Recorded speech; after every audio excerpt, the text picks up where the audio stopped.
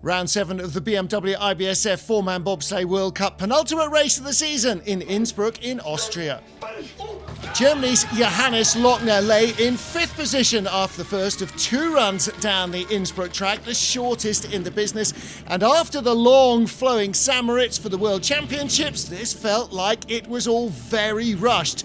A good strong start from his crew for Heat 2, top speed on the way down, and a nice flowing drive from one of the world's great 4-man exponents brought France right back to the top of the pile, easing Patrick Baumgartner out of the lead, the Italian on his way to a top 6 finish, a best ever in the World Cup. And Hansi was the leader as our next man came to the ice. Markus Treichel of Austria, 4th after the first heat, just a couple of hundreds away from a medal. A first ever for him if he could achieve it, and on home ice as well. The track where he grew up, where his mum and dad still work in the race office. But today, it was not to be for Treichel. Dropping behind Lochner early on, he never quite found the pace in what still looked like a neat and tidy drive. Maybe just too much nerves, maybe too much control. Either way, Lochner had the lead, and Treichel would still gain a personal best here in Innsbruck with no worse than 5th.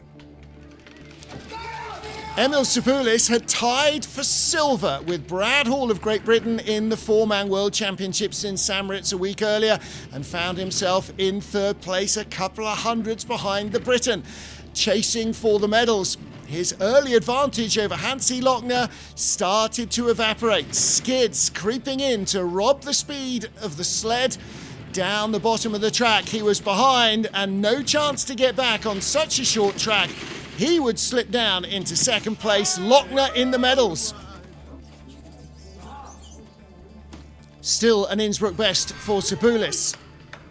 Brad Hall has always fared well in the last few seasons here in 2-man and 4-man in Innsbruck, and has had a clutch of medals. It's a track the crew likes. They'd hoped to get under 5 seconds with their second start to pile the pressure on first heat leader Francesco Friedrich, but again, mistakes early in the run saw Brad Hall failing to take advantage of the quick getaway. Best speed on the ice, but he knew that Friedrich had sliced a quarter of a second out of his own track record to lead the first heat. Brad Hall, giving it everything with plenty of hometown support, would take at least a silver medal. 1 to go.